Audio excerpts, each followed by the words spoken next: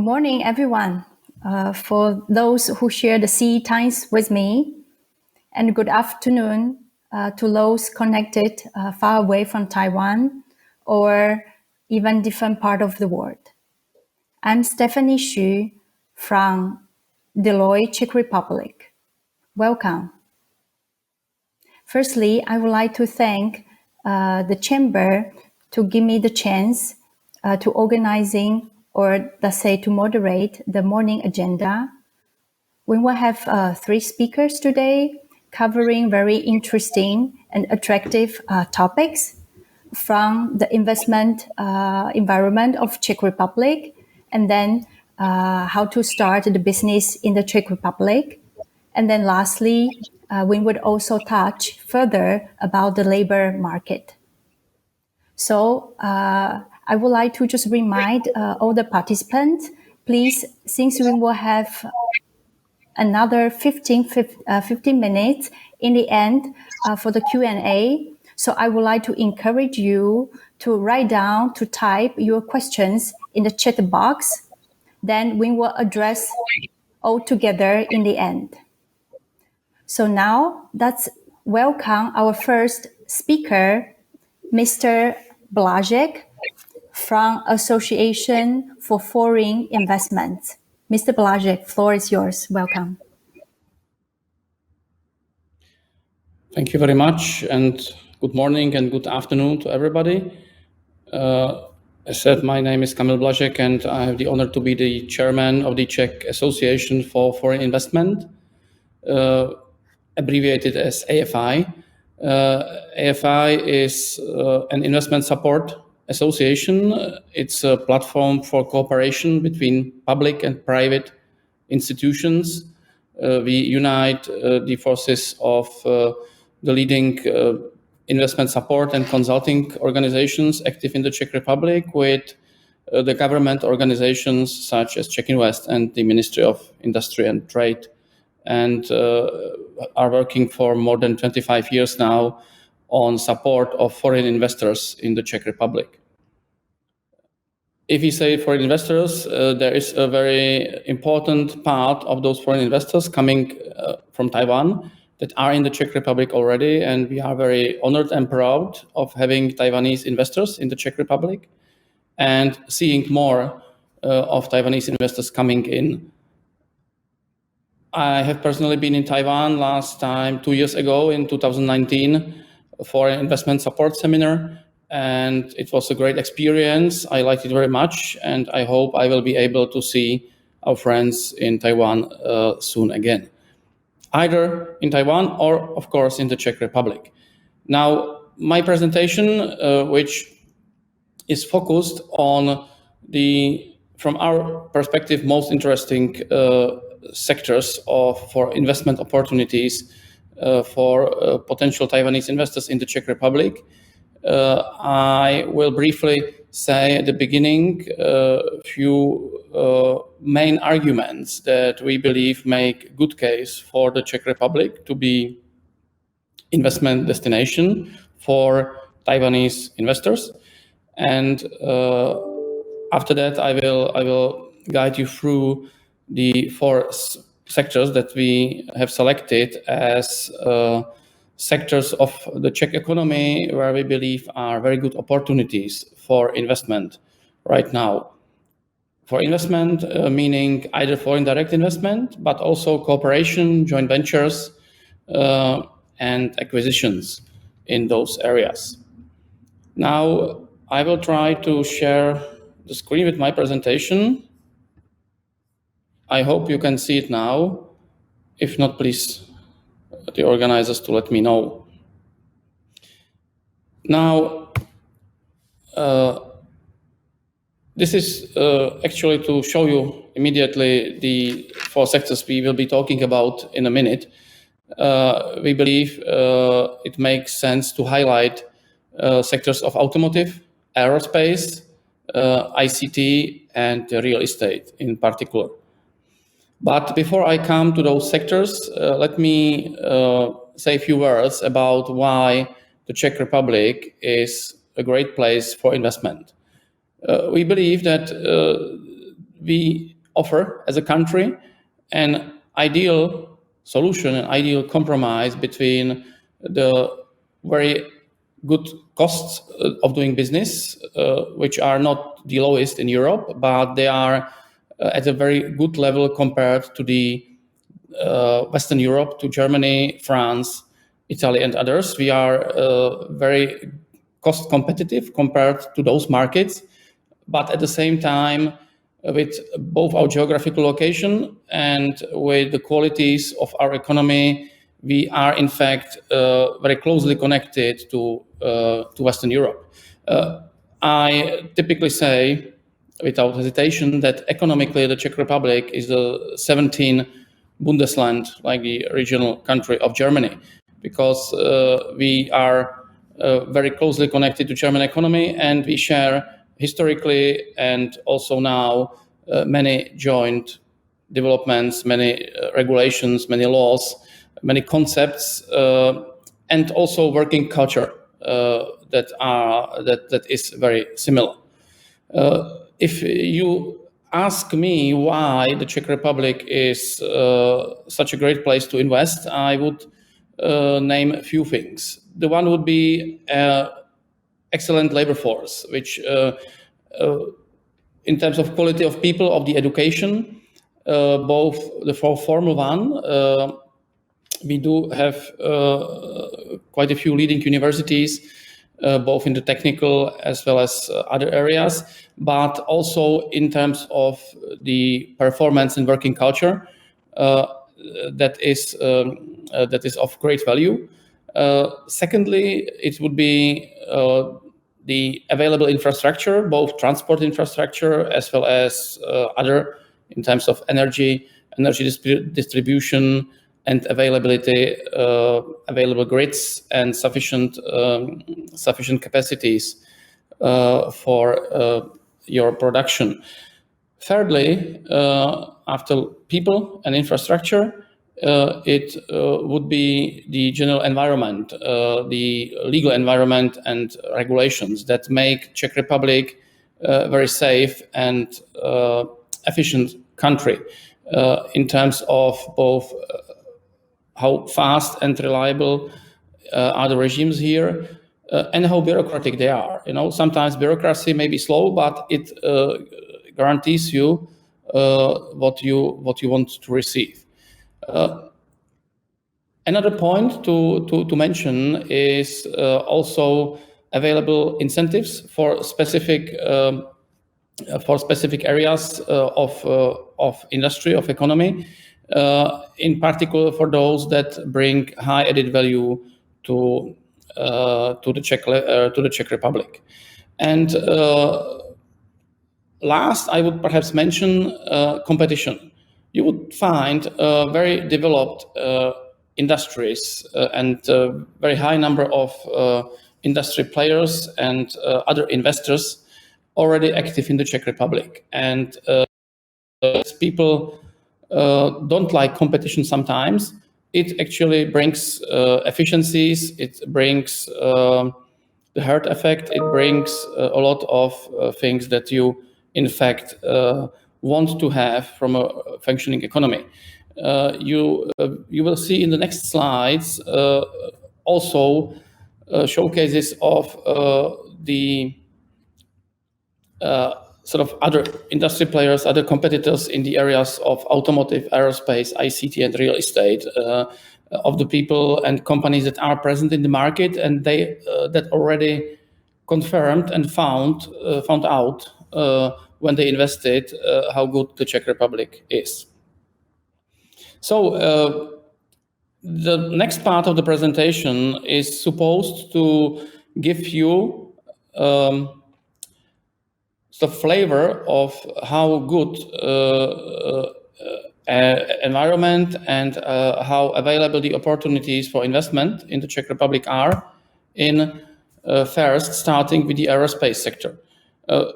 If you describe anything, it's important to start with the history.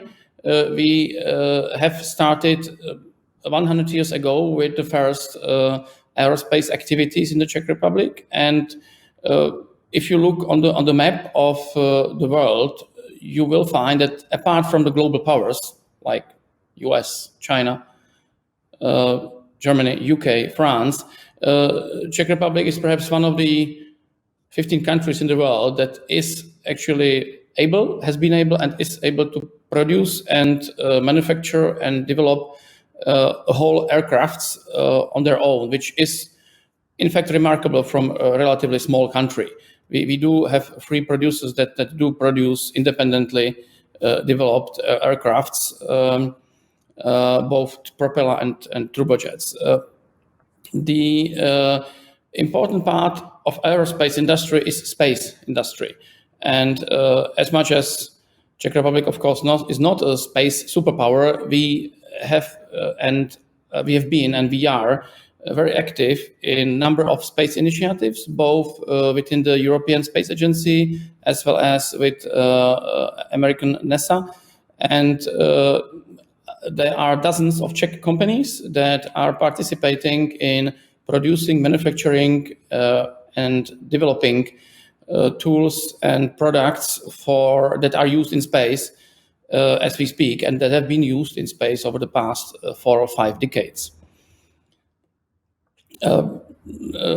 It's also important to say that as an example of how important we find space industry and economy related to space is that Prague, as the capital city of the Czech Republic, has been a seat and location for the European GSA agency, which is running the system Galileo, and currently this year the European newly founded space agency EU SPA has been also located in Prague, and that will mean a big boom of space-related activities on European level located in the Czech Republic. Going back to the aerospace, you see on the presentation there are the numbers about how many tens of thousands of aircrafts and aircraft engines has been manufactured in the Czech Republic so far. There is a number of foreign investors in the aerospace sector. One example would be SAB Aerospace, ATC Space, or GE Aviation, for that matter.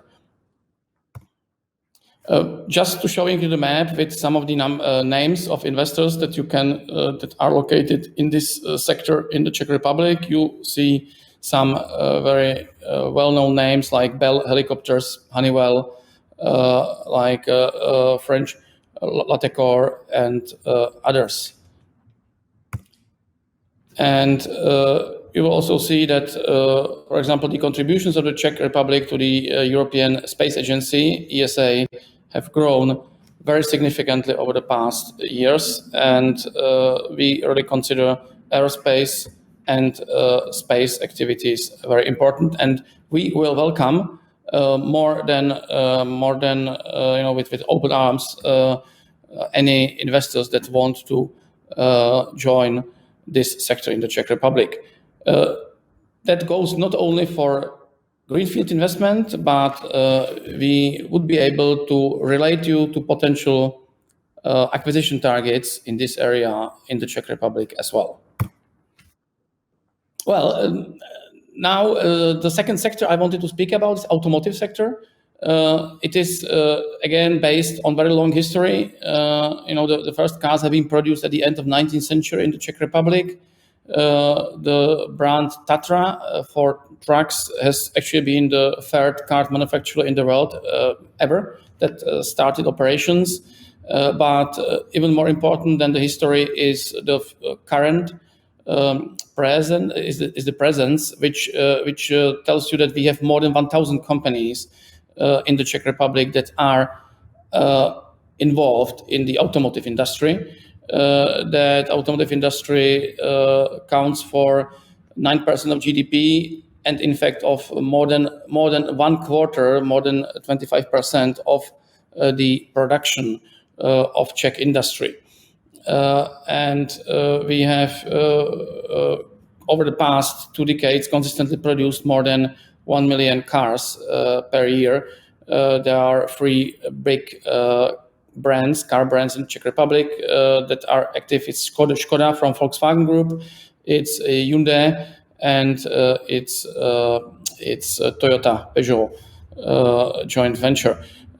What is more important is that the Czech Republic is very much hoping and betting on electromobility, and so therefore, as much as you don't find hundreds of thousands of electromobiles in the electric cars in the Czech Republic right now, this will very much change in the 5 years from now. And if I would look on the past year, the highest level of interest from foreign investors were in fact in the development and manufacturing of batteries related to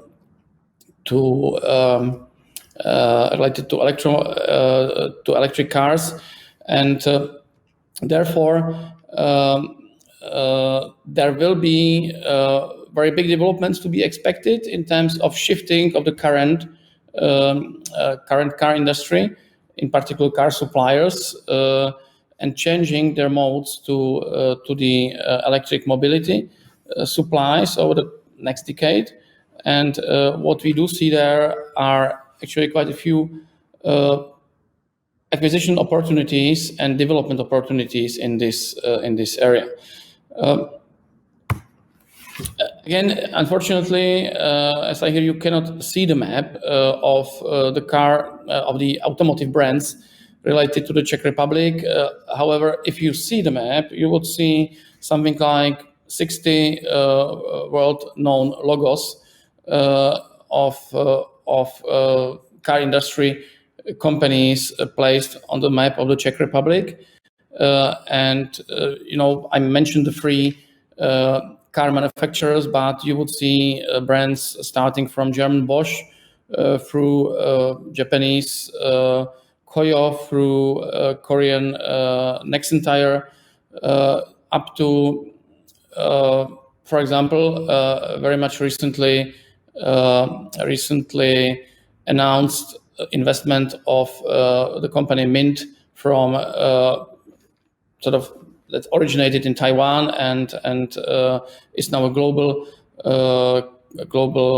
electric car electric car supplier company and general automotive supplier company in the world.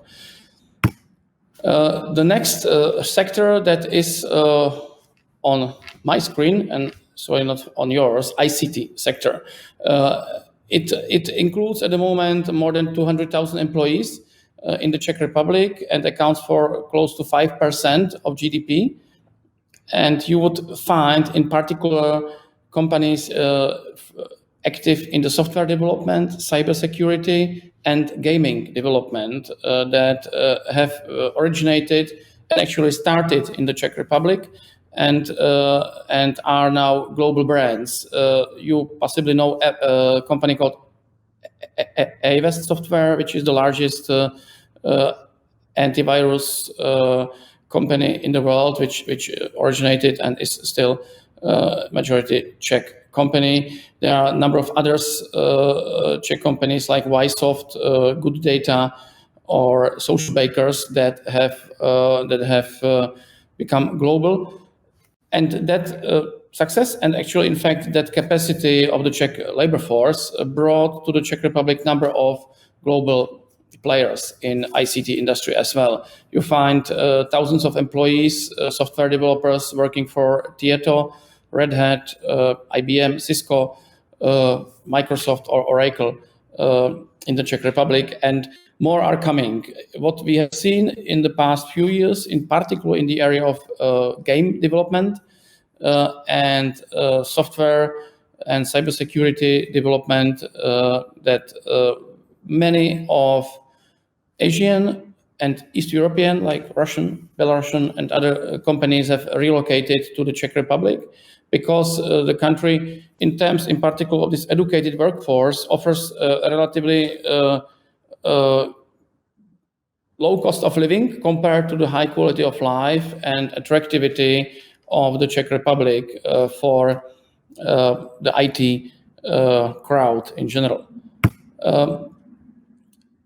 Just as an example, I could tell you that there is, for example, the game developer of a computer game Mafia, a company called Warhorse, and others that are very well known. I hope, and we will make sure that the presentation will at least be shared with you by email after the session. Now, last but not least, this sector that I wanted to mention is the real estate sector, and which has sort of passed through a very turbulent times over the past 2 years. Something that was on the top, like tourism industry, hospitality, golf resorts, all those important parts of real estate industry have plummeted down, and which also means that there will be quite a few good acquisition opportunities in this area. And sooner or later, the tourists will return and the hotels will become more valuable. And also the 126 golf courses that we have in the Czech Republic will become more and more visited. So, just one example of one sub area of real estate sector that may be of interest to Taiwanese investors, but possibly speaking about more interesting parts of the real estate sector right now, I would like to share with you a couple of recent trends. Obviously, and not surprisingly, logistics and industrial are at the moment the leading areas of real estate development and investment market. You do see a number of transactions going on both past year as well and this year that relate to development of new industrial premises and new logistics areas as well, and that includes in terms of logistics not only the classic road but multimodal terminals, like a combination of air, rail, and road traffic. With this, I would in fact conclude my presentation by hoping that we will be able to see each other very soon, and you are welcome to reach out to me and our association for investment anytime with questions. And if you want to hear more details about what I just said, we will be happy to share this with you. I would like to point you to our website, www.afi.cz, which apart from the contacts and more information about us, includes also a downloadable link to a publication that we issue annually called Business Guidebook, Czech Republic, which includes a number of very detailed information that will help you in understanding what is the environment and opportunities of the Czech market. This publication is obviously free to share, free to download at the website. And by this last remark, I will thank you for your attention and leave the floor to the next speakers. Thank you very much. Thank you, Mr. Blažek. Thank you. Although that we cannot see your presentations, but I will see that it's as advantages that we actually, listened more carefully about the presentation. And I think indeed that instead not only in the general investment environment, the strategic sectors is really like prosperous and also important in the Czech Republic. And I believe that those sectors we could offer more to our Taiwanese business owners and investors. And now let's welcome our next speaker, Mr. Hrubeš from Squire, Patton, Boggs. and he will be talking about how to start a business in the Czech Republic. Please. Thank you, Stephenie, for the floor. Good morning, everyone in the Czech Republic. Let me briefly introduce myself. My name is Marek. I actually even have a Chinese name, Marek, which was given to me by my friends in Taiwan when I was there. I am an attorney at law and an associate working in the Prague office of Squire, Patton, Boggs, which is an international law firm originating in the United States. I will try to share my presentation. I hope that everyone can see it now. If not, please let me know. I was asked to do a presentation on the legal aspects of starting a business in the Czech Republic. So it will be a little technical, but hopefully not so boring. Given the limited time that I have, I will provide just very brief and basic information on setting up a new business. But I'm of course happy to answer any questions from the audience regarding the legal environment and regulations in the Czech Republic. And for this purpose, there will be also my contact details on the last slide of the presentation. So now let's dive straight into the topic. First of all, it could be useful to talk briefly about the various forms of doing business that a foreign entrepreneur may consider. I will leave aside doing business solely on a contractual basis based on some sort of export-import agreements between the Taiwanese entity and the local Czech partner, as this topic could basically make a separate presentation. So instead, let me focus more on, let's say, more formal ways of entering the market. First, a foreign entity may establish a branch office in the Czech Republic. The main difference between a branch and a subsidiary is that the branch is not a separate legal entity. So instead, it is a part of the foreign entity, and so any actions taken by the branch and obligations assumed by the branch are actually taken and assumed directly on the account of the foreign entity.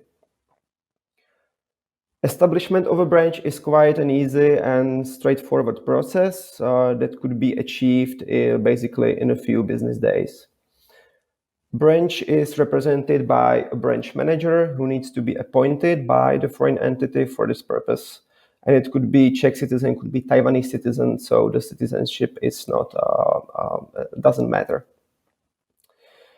The branch manager can then legally act, so he may or she may conclude contracts, open bank accounts, employ employees, and so on.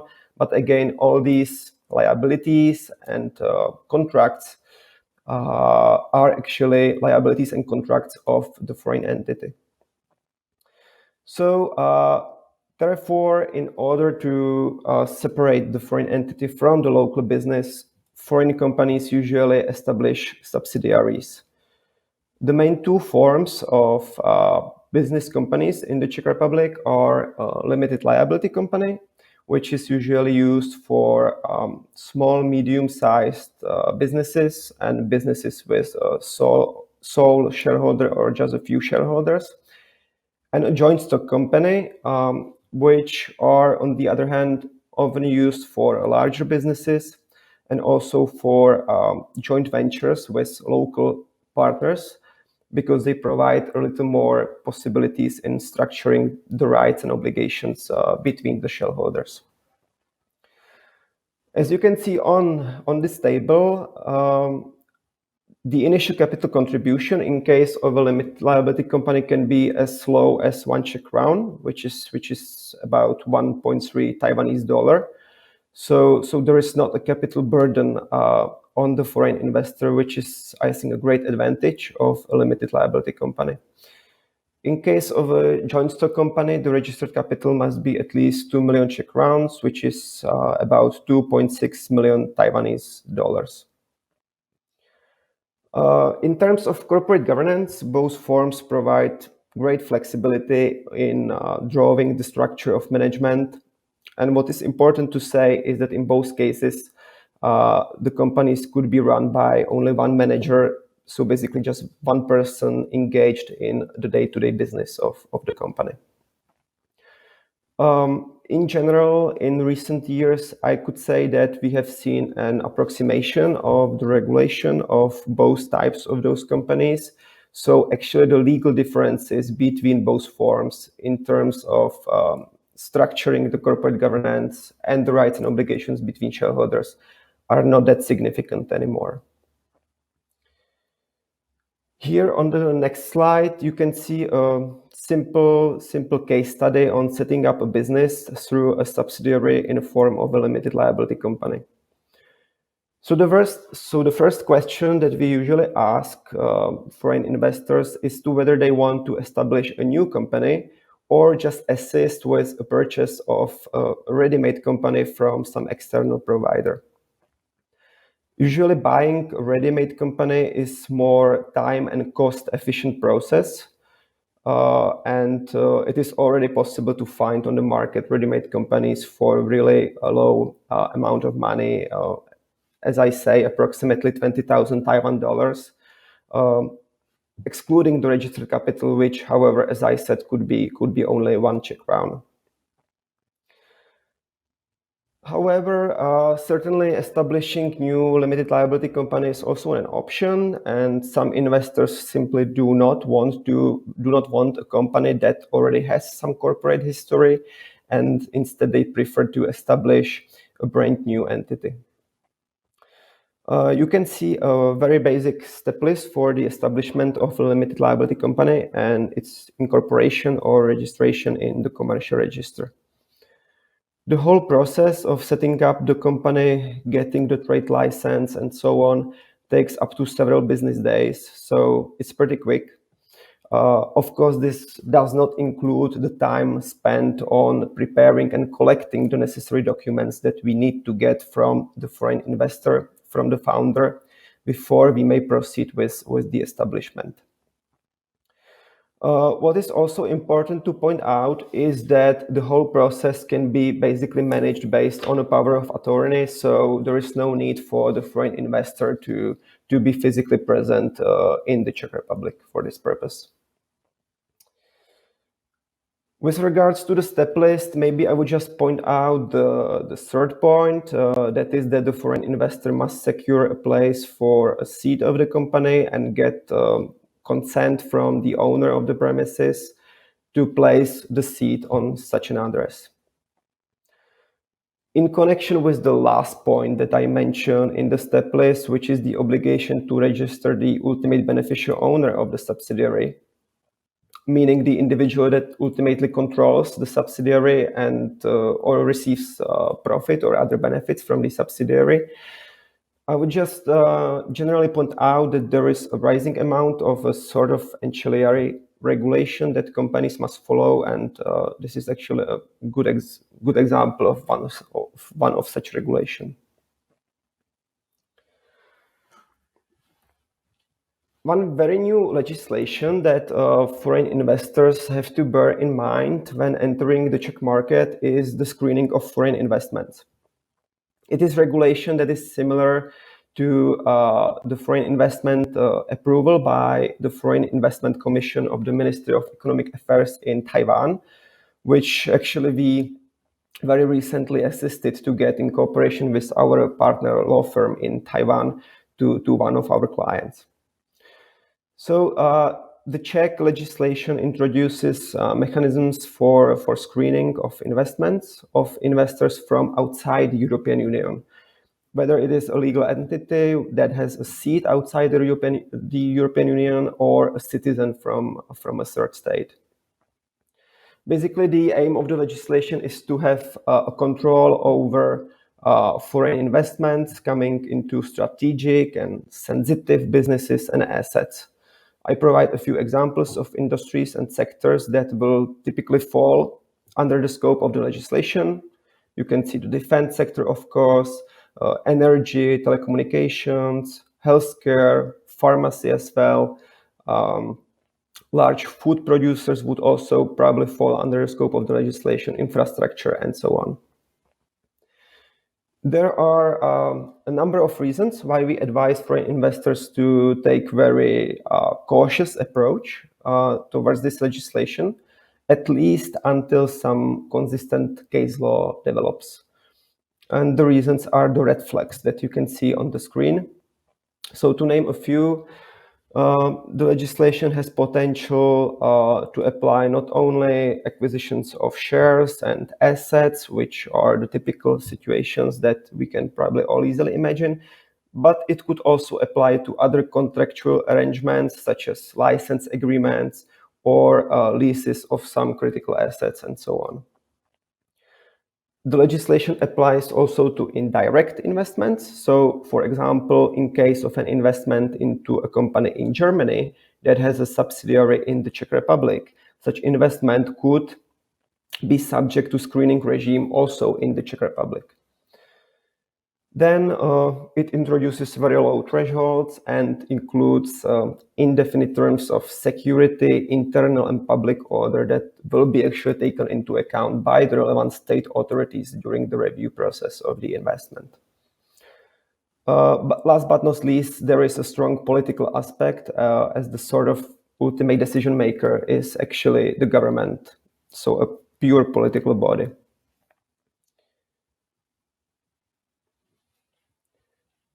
The last topic that I would like to briefly cover and that I think could be interesting to our friends from Taiwan is the due diligence of a potential Czech partner before starting some sort of cooperation or before making an investment.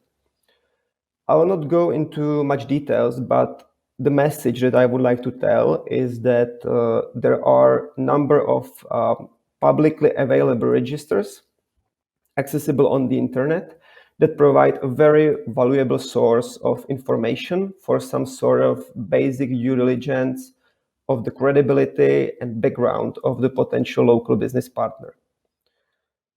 Even though the registers are only in Czech language, I think that with help of some local advisor or some other native speaker, it is possible to search out large amount of information such as a corporate history of the company, the authority of its representatives, meaning how they can represent and sign on behalf of the company, information about the financial stability of the company. You should also be able to find information on the ultimate beneficial owner. So again, the person that actually stands behind the company and controls it. You can find a lot of information about real estate properties in case you would be considering a purchase or a lease of real estate and so on.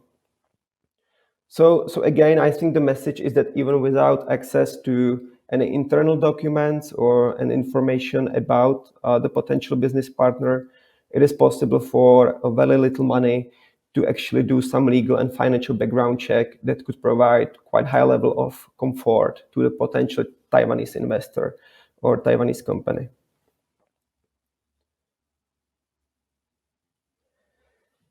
So that was just a very brief and let's say high-level overview of the legal environment and legal aspects of doing business in the Czech Republic. I hope that it was helpful. And as I said at the beginning, if you have any questions, please feel free to get in touch with me later on, and I will be happy to answer your questions.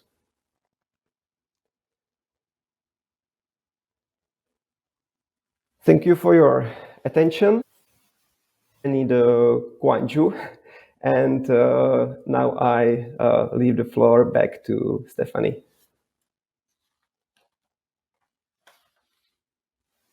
I was actually checking the Q&A chat box. I think actually one of the questions is about what's the, let's say, the most difficult the most difficulties for the investors entering the Czech market. I believe one of them is definitely in your specialties, meant the legal regulation part. Yeah, of course, we will touch this part later together with other questions. Thank you, Marek. And now let's welcome our next speaker, Mr. Tazash from Aerojobs International, to talk about the labor market in the Czech Republic. Mr. Tazash, please, the floor is yours. Thank you, Stephenie. Thank you, Czech Taiwanese Business Chamber, for this nice opportunity to introduce you what we do. Can you see the presentation? Yes, I can see it, so I believe you also can see it. Aerojobs International is a Czech recruitment company based in Prague. We specialize in recruitment of employees from the Ukraine, and I have a very simple message for you, for potential prospective investors in the Czech Republic, that if you are about to set up a company, I believe you will need workers for your project, and we are ready to help you find the right people for your projects. I don't know if I'm able to show you next screenshot. Can you help me with this somehow, because I'm not able to show you next print screen. So we are based in Prague. We have a subsidiary in Ukraine. Therefore, we are very fast and capable of delivering right amount of people for our clients. So we try to do our best to recruit, not only recruit, but deliver the right amount of people. And so if everything is okay, we believe that our clients will be delighted. These are the main let's say core values of our company. I would like to stress just the first one. Aero is acronym, and A stands for accountability, which means that if we know that you need, let's say, 100 workers, we do our best to deliver those workers for your projects. As we have only a few minutes, this presentation is not very extensive. If you are interested in what we do, please contact us, and I will try to send you more informations how we work. For example, all the information about our workers are online. You can see a CV, you can see all the documents necessary for the position needed. And I should also stress that the most important part, we are not an agency, so we are a recruiter, which means that all those Ukraine workers will be your employees. So we are not talking about an agency employees, but core employees who will be only yours. Quite important thing is the unemployment rate in the Czech Republic. As you probably know, These numbers are from March from last year, before COVID, and as you probably know, the Czech Republic has the lowest unemployment rate in the EU.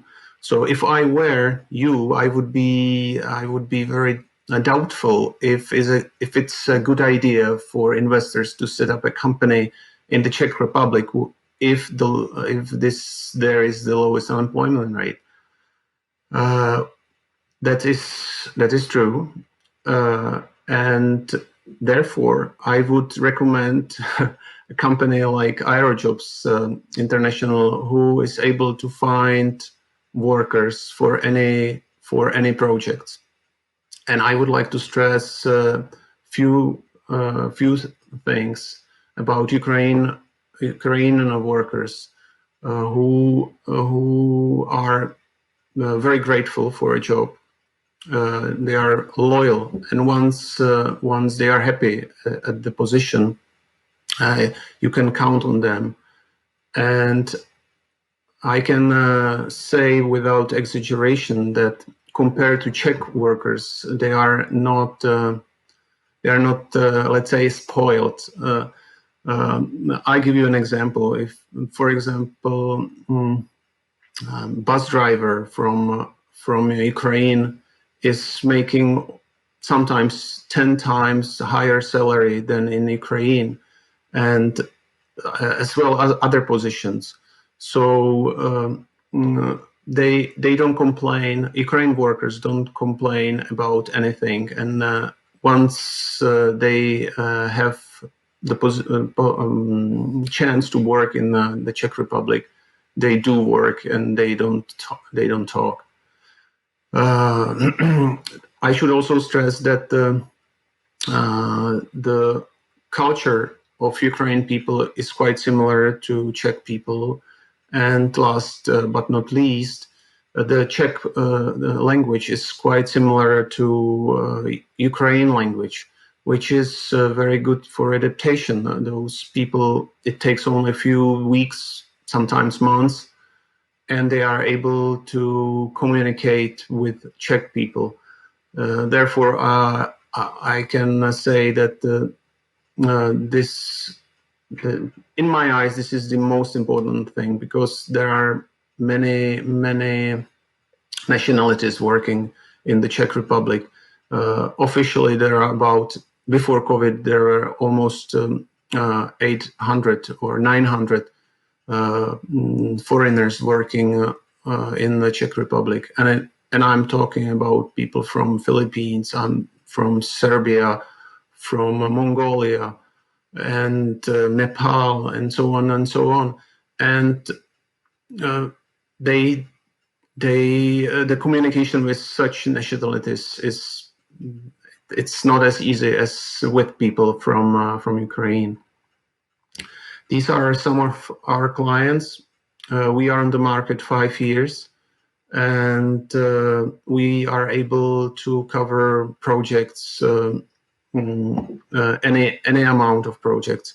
For some of our clients, we found hundreds of people, and after at the beginning, there were quite.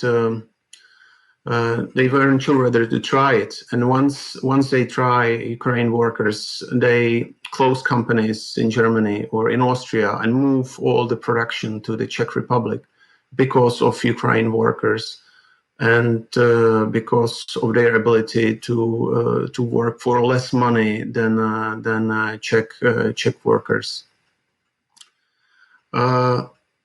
We 80%, maybe 90% of our positions are production operators, warehouse workers, and others. But warehouse and warehousemen and production operator, these are the main positions which we are able to cover. As I said, feel free to contact us, and we are willing to work with all potential clients. Thank you for your time. Thank you again, Czech Taiwanese Business Chamber, and looking forward to meet all partners. Thank you again. Thank you. Thank you, Mr. Tazash. And I believe that we have another speaker joined us. Is it Mr. Skořepa? Perfect. Now, I think before we open our Q&A section, let's welcome our last speaker, Mr. Skořepa from Česká spořitelna, and he will be telling us from the macroeconomics point of view about the Czech economy. Please. Thank you. Good morning, late morning also from my side. Maybe at the beginning, I would like to thank Stephenie for her effort to pronounce my name and the name of our company in the correct way. I think she does a marvelous job. It's a very difficult sound. The original ordering of the presentations was slightly different, but I think it makes quite a lot of sense even in this way, because as I see it, my presentation, my slides will nicely follow the previous presentation, because I will also focus a lot on the Czech labor market, given that I think it's one of the major, let's say, bottlenecks or major interesting aspects where the Czech economy is really quite different from many other, I guess, most economies in Europe, at least in Europe. Next slide, please. The basic idea of our forecast, of Česká spořitelna's forecast, the current one is captured in a document that can be sent to anybody of you if you want to. It's a public material.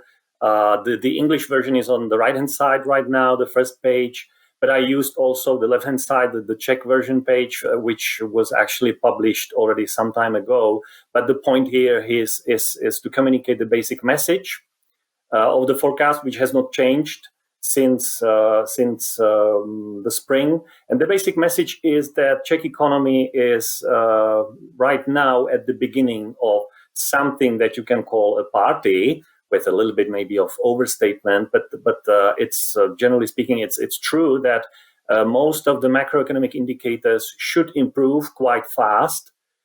Given that they will improve only roughly in the middle of the year as a whole will not be as good as it might look, given that we talk about a party, but that's purely because of this statistical effect.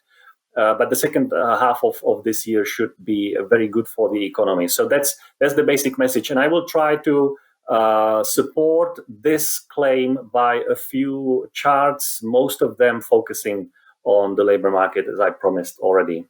Next slide, please. First, a few words about the economy as a whole, about the crisis. The crisis is very different. It's very different, especially from the previous crisis, from the Great Recession, which took place some 12 or 13 years ago. And then the major difference is that recession or crisis, the previous one, was caused by problems inside the economy itself, inside the financial system. And such crises are known to take a long time to get out from. In contrast, this crisis was caused by a completely outside shock, outside phenomenon, and that's why it's much more likely that the economy will get out of the problems very swiftly. And if it's possible to keep it running during the shock itself, we should be able to come back to where we were before the shock. Largely, I mean, of course, there are some long-term impacts, but largely speaking, the picture of the economy should not be very different from where it was before the crisis. And that's the reason why many governments found the courage to increase their indebtedness in order to keep the economy running, in a sense, artificially, using all sorts of government support programs, because there was this belief that the economy itself was fairly healthy and should return to the previous output tempos just after we are able to deal with the primary issue, the coronavirus.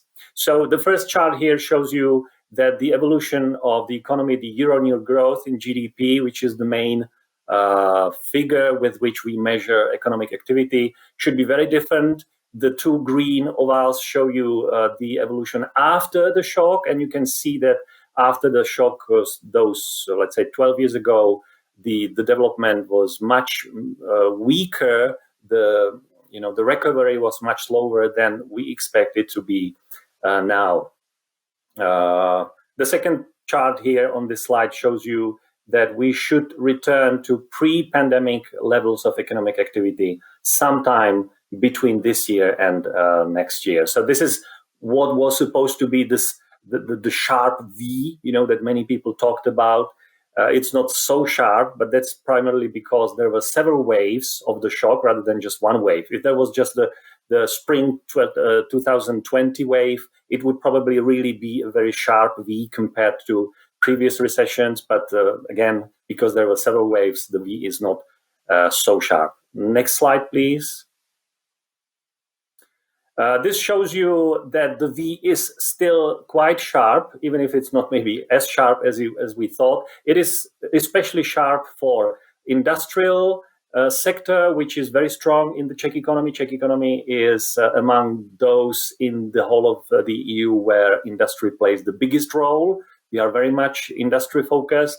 So it's important to look at these figures, and you see that the current development, which is the thick line, is much better, where the industry was able to jump back to pre-pandemic levels much faster than it was the case in the previous crisis. So again, this shows you the very special kind of crisis that we see right now compared to at least the previous one. Next slide, please. Now coming to the labor market, because it's really interesting, I think. This is one way to look at it. These are numbers coming from the labor offices. And you see that the red line, which is vacancies, the number of vacant places that companies are announcing to labor offices is quite high. And it's actually higher than the number of people who want a job, who come to the labor office and say, I would like to get a job offer via the office. And this situation actually has been with us for already something like at least maybe 2 years or 3 years. And it's historically very unusual, as you can see, for this economy, because in the very long past, starting from 1993, always the number of claimants used to be higher than the number of vacancies. And this comparison has been and is the same case in most of Europe, where the number of claimants is higher than the number of vacancies. So in this sense, the Czech economy, the Czech labor market was very, very special in all of Europe, where the tension is simply much bigger than you can see just about anywhere else. I mean, there might be some economies sometimes, like Poland, maybe recently, Malta, Germany to some extent, but Czech economy is, for a number of quarters, as you can see now, usually the front runner in this strange competition for tightness of labor market. Next slide. Now, this is very messy chart, I know it, but it's just to stress the point I was talking about before, in the sense that the Czech economy has made it to the bottom of this distribution. All these lines show rates of unemployment in all of EU, plus something like maybe 10 advanced economies around the globe. And you can see that we started somewhere in the middle 20 years ago, and we ended up at the very bottom. The only exception, as you can see, is this light brown line, which corresponds to Japan. Now, I probably don't have to tell you that Japanese labor market is a little bit special in some respects, but that's the only competitor that really is able to go even lower than where we are in terms of the rate of unemployment. Speaking of the rate of unemployment, one sad story for us macroeconomists is that this number lost some of its information power because many of those government support programs I talked about are focused on helping people stay in their jobs instead of becoming unemployed.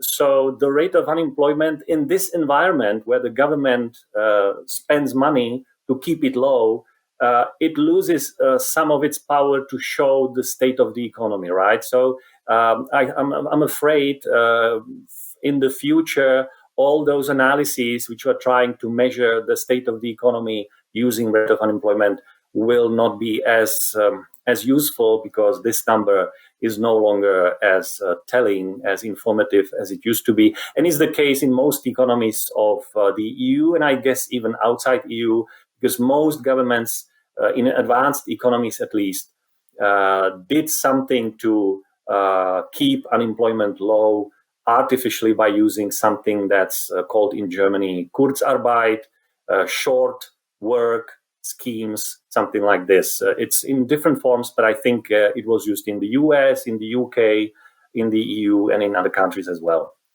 Next slide, please. Now, until now, I talked about the labor market, showing that the rate of unemployment is low, that the number of labor claimants is low, that the number of vacancies is high. So this is an environment where Czech households feel very well, actually. They feel very safe. Few of them feel a threat of unemployment or very, very much lower income for the household. So this is one of the reasons why we think that at least the domestic demand is ready at this moment to really come back after all those lockdowns, and restrictions for retail and for services are being ended. And this chart shows you another confirmation of this. I emphasized with a green circle the evolution in the summer of last year, of 2020, where we can see that as soon as most of those restrictions were ended, sometime in May or June 2020, the sentiment of Czech households, which is the red line, came back to the long-term average, which is the dashed red line. So it shows that people did not really feel any danger at that time. You see that the red line now ends even higher than in the summer of last year, again showing that the sentiment, the feelings of Czech domestic household demand is at a very good level and ready to spend. To put it short, it looks like Czech households feel good, and they should not be afraid to spend much of the savings that they accumulated during the corona crisis. Next slide, please. This again repeats roughly the same story. Now we look at the levels of retail sales, where 2015 is 100%, so it's level. It's not year-on-year comparison, it's level. And you see that already in the summer of 2020, the level of retail sales was comparable to where it was before the corona crisis at the end of 2019 or beginning 2020. At this moment, you see that the blue line is still relatively low compared to summer or compared to 2019, but that's because this number pertains to April. And in April, in Czech Republic, still most shops were closed. So I expect that if we met a month from now, when we have the May number, the blue line will be much higher. It could be actually higher than 2019 levels, because people, of course, will try not only go back to where the consumption was before, but they will probably try to replenish their stocks of all different things. So we expect that there might be a wave of purchases over what would be normally expected, given the state of the economy. And the red line shows, just for the sake of interest, the evolution of sales via internet, where you see, I guess this is the same picture for all economies, including maybe Taiwan, where immediately as the corona crisis struck, you probably would see everywhere a big, sharp increase in sales via internet. Next slide, please. Now, this is a picture from a different angle from the area of purchases of houses. But again, it's supposed to illustrate the basic message that Czech households, Czech domestic demand feels good. This time you see that the situation in terms of the volume of new mortgages that people take to buy houses. And again, you see that the numbers during most of the corona crisis, starting already in late spring 2020, but especially in the most recent months, you see that there is a big demand for mortgages, again showing that many households, I mean, not all households take mortgages, of course. It's a certain group of households with higher income and so on. But it does suggest that the atmosphere in the Czech economy is fairly good and ready to spend money, or that the outlook seems to be good. I mean, mortgages is a debt for a very long time, right? For years and years to come. So this shows a belief that the Czech economy essentially has a bright future in front of it. Next slide, please. And this is the last slide, I believe, where I just want to show you, especially the left-hand side chart is interesting because it shows the evolution of deposits that Czech households have at their banks. The blue line shows the trend that you would expect based on the evolution in 2019. And the red line is the actual evolution, and the green columns show the difference. And there you see that immediately as the corona crisis struck and beginning with all those lockdowns and restrictions, people started to hoard money at their accounts. So instead of getting poorer because of the crisis, right? If you say crisis, that means that people should get poorer. Here you see that actually the volume of savings kept in bank accounts was going above a more long-term trend. So again, this is another reason why we think that domestic demand in the Czech economy should see a big boost or should grow very fast in the coming months because people have a lot of money that they could not spend before, and now they probably are ready to spend. Maybe not all of it, but some part of this, and that again should support domestic demand. Next slide, just to check that this was the last one. Yes. So thank you very much for your attention, and I hope it was useful for you. If there is any question, I'm ready, of course, to respond. Thank you. Thank you, Mr. Skořepa.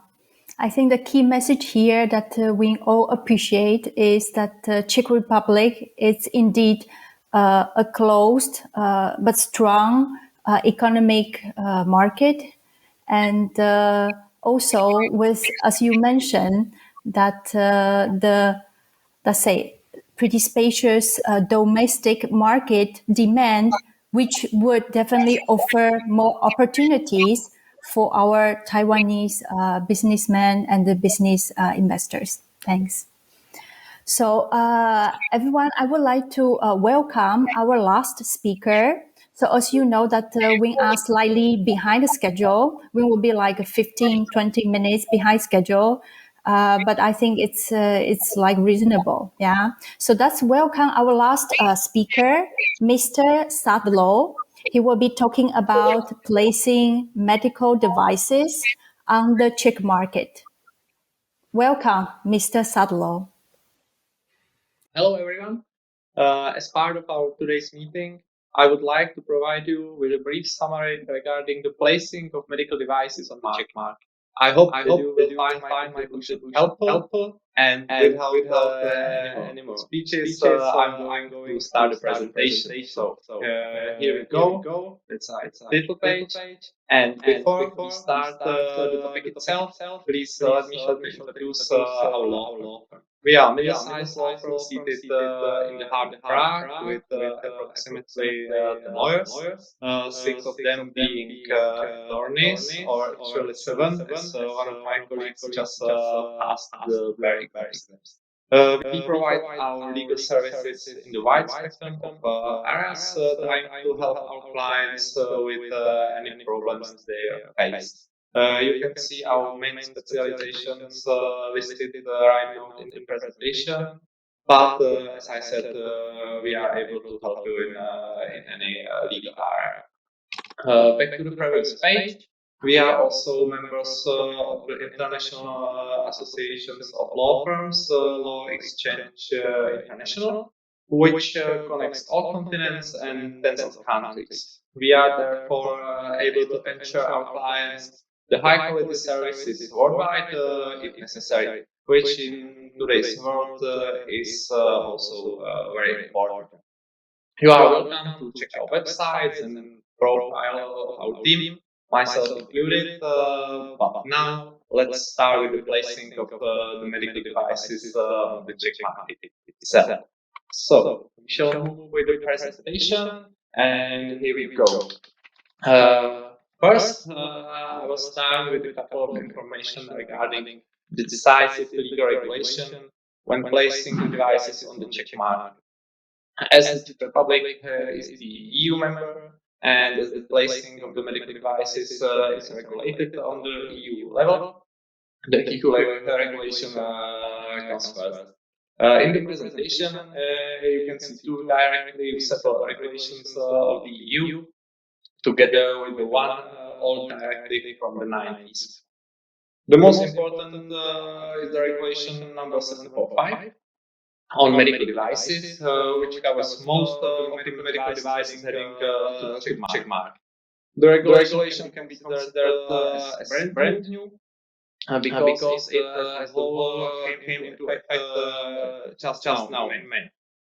It covers all non-medical devices.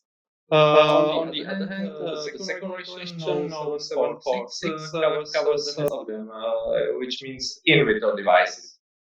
Any medical device intended by the manufacturer to be used in vitro for the examination of specimens, including blood and tissue donations derived from the human body.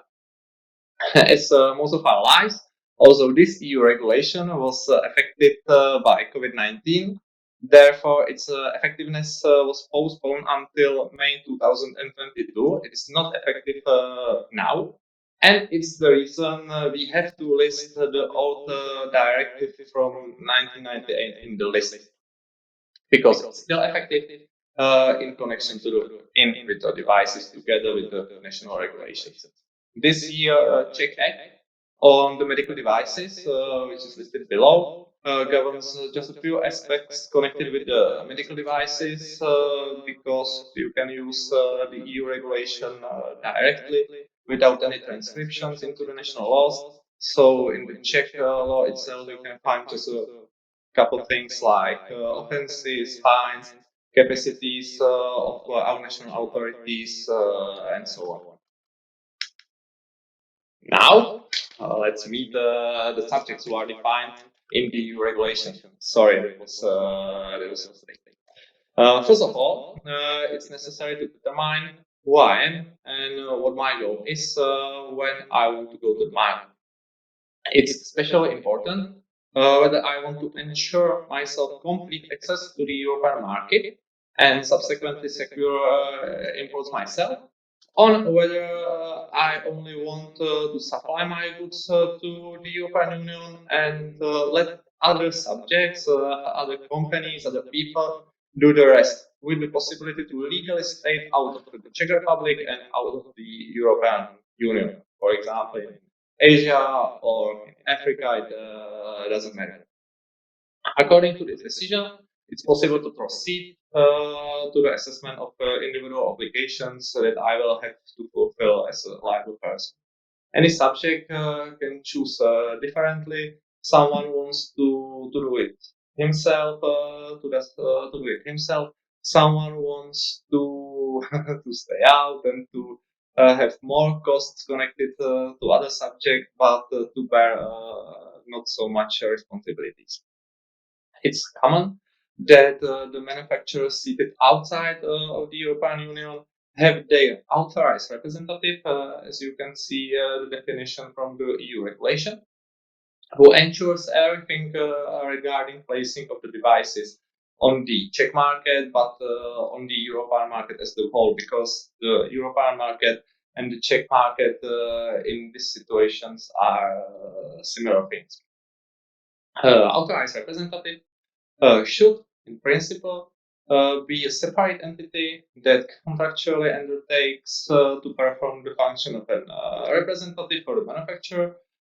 This is most of the obligations he has under the manufacturer's legislation, like declaration of conformity of the device, providing technical documentations, communicating with state authorities, and so on. They act on the manufacturer's behalf. The state authorities communicate with them directly. They also bear a responsibility, which is very important in connection with the devices. They are legally responsible, for example, for any defects of medical device that have been placed on the EU market by the manufacturer not established in the EU, and for connecting damages as well. If damages are caused, they are responsible for them as well. The reason for this fact is very simple. The EU wants to avoid enforcing damages from entities outside the jurisdiction.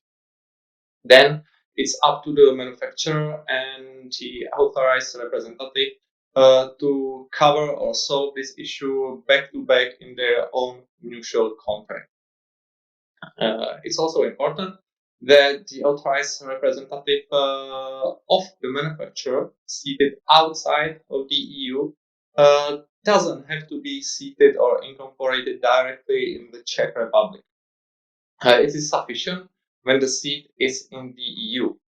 This means, for example, that the Taiwanese manufacturer can have the chairman authorized representative who can ensure the entrance to the market directly in the Czech Republic.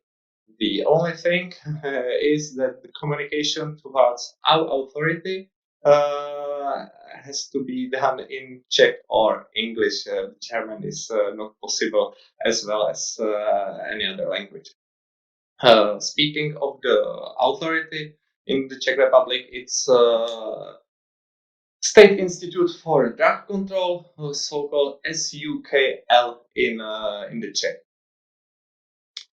Other option, which is also common, is that the foreign entities outside of the EU market establish the subsidiary in the Czech Republic, typically the limited liability company. Such a case, the position of the subsidiary corresponds with the authorized representative, but in some matters, the State Institute for Drug Control acts as if it was not the authorized representative, but the manufacturer himself. It's not correct according to the law, but it has some background because they are usually owned by the same beneficial owner.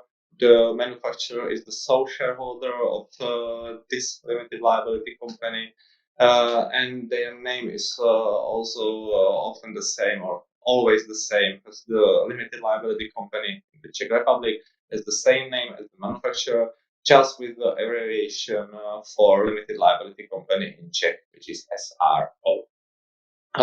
It takes just a couple of days to found and establish the subsidiary in the Czech Republic.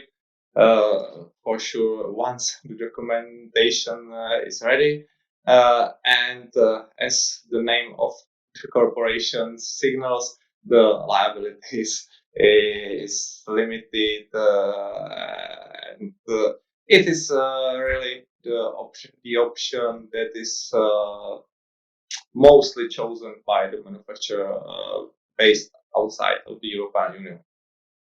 Other possibility is to establish the whole chain going from the manufacturer to the importer, then to the distributor covered by the authorized representative in the case manufacturers outside of the European Union, but it's not that often as the subsidiary.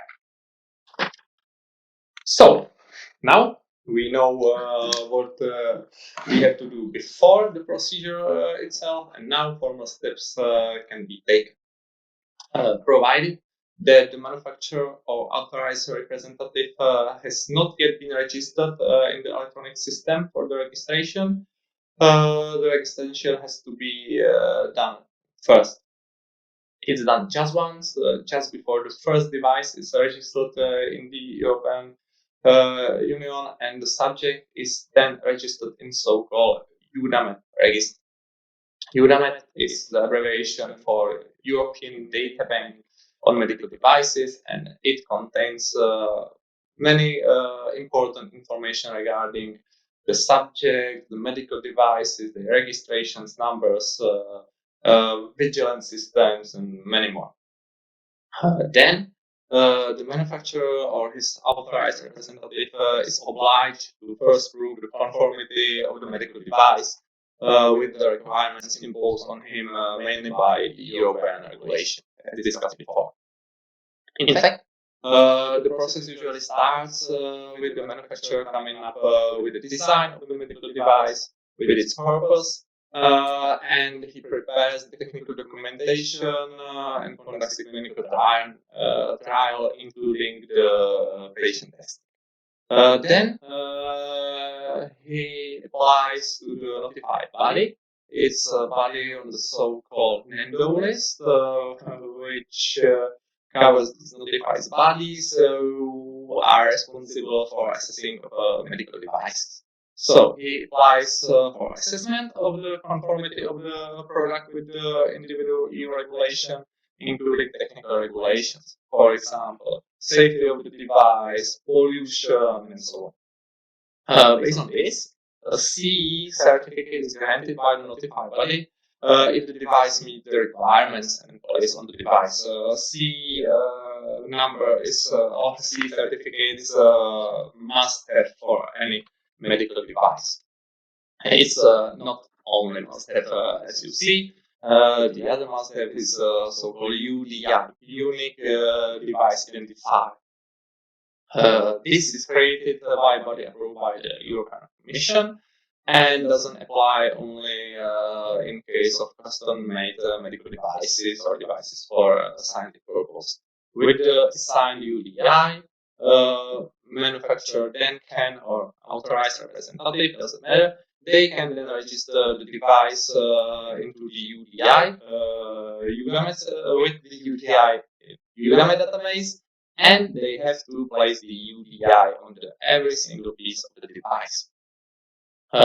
Concerning other obligations, the distributor and the person performing the service of the device are obliged to report their activities to our Czech State Institute for Drug Control. It's one of the few things that has to be done directly in the Czech Republic, not anywhere in the EU. This obligation is not given concerning the risk 1 class 1 of the medical devices, which are devices with the lowest risk.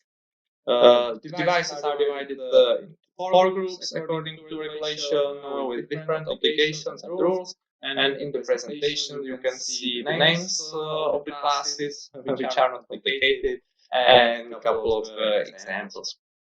Furthermore, the distributor is subject to other obligations imposed on him by the general regulations for placing products on the market, which can concern advertisements, instructions for use, marking of the device as medical, and so on. And these regulations are given on the national level, not in the EU. So now we have everything done, and we have our medical device on the Czech market. But it's not over. In case of medical devices, doesn't end with the placement on the market, as also the subsequent cooperation is a must do. for the purposes of the vigilance system and for the purposes of the service of devices. The basis of the vigilance system is the reporting of serious adverse events and safety corrective measures in connection with the given device, including those which occur outside of the European Union. The report should be done within 15 days, but in case of the really severe adverse event, it has to be done in 2 days. So it's really important to have a good internal system. Within Udamed, there is also the database of such events. Anyone can check what happened and what the safety measures are. As for the service, the person providing the service in the Czech Republic must be registered with the State Institute for the Drug Control, as we said, and prove documents on education or training from the manufacturer or an authorized person in connection to the particular device he or she can service. Conditions for service are set mainly according to the risk classes. The more dangerous the device is, the higher education or harder training are required. So it was our short and brief introduction to the issue. I hope you found it interesting. Thank you for your attention, and in case we can help you with the medical devices or with anything else in this connection, please do not hesitate to contact me or any member of our team. Have a nice day.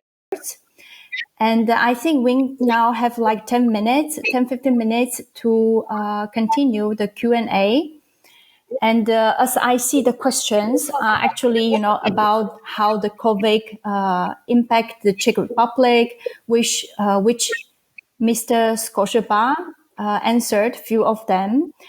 I would also ask maybe other speakers that how you see that the pandemic impact the Czech market, or in general, how you see, do you see this as an opportunity or more difficulties, how you manage it in general?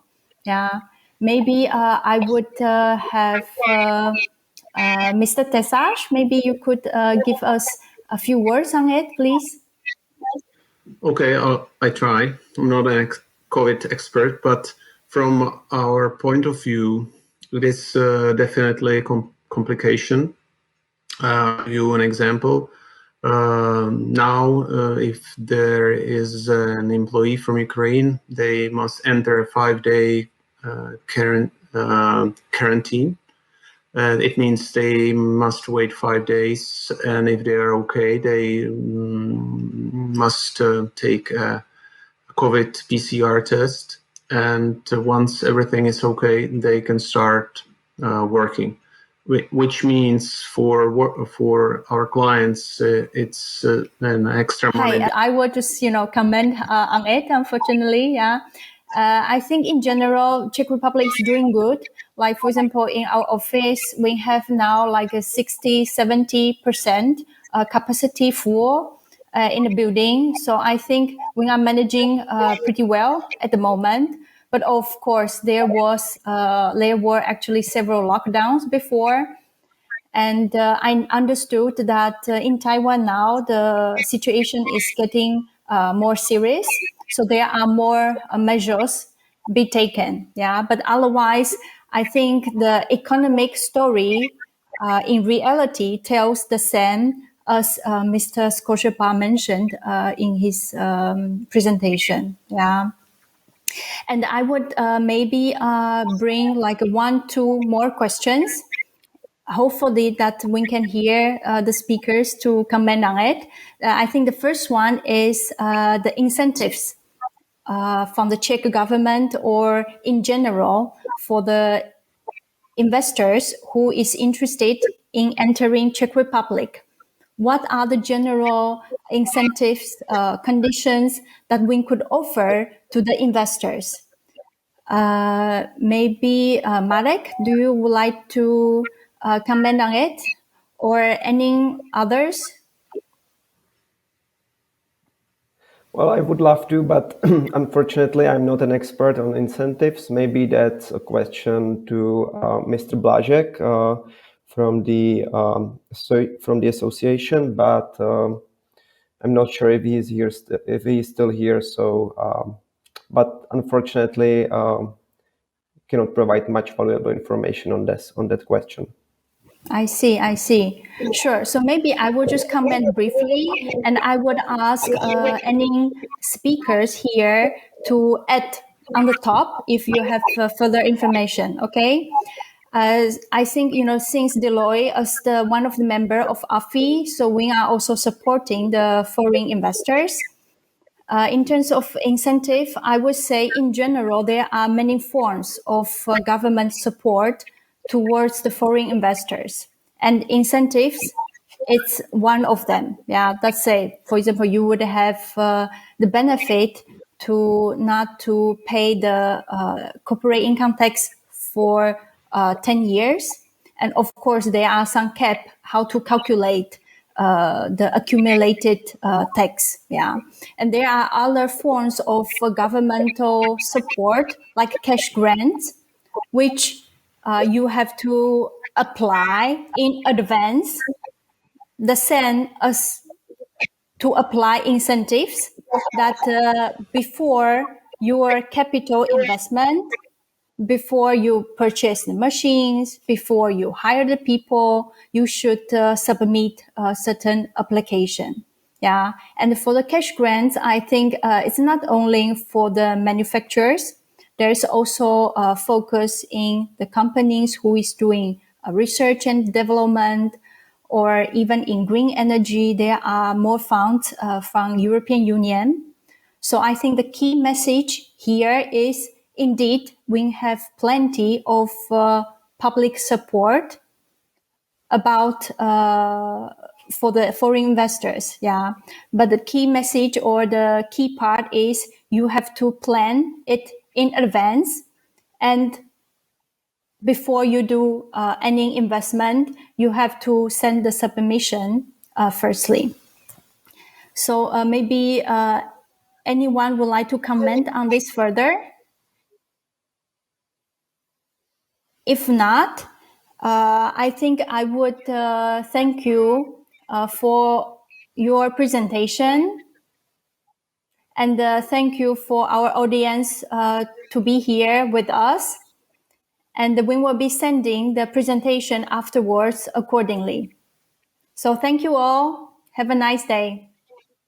Thank you. You too. Thank you. Have a nice day. Bye-bye. Bye-bye. Bye.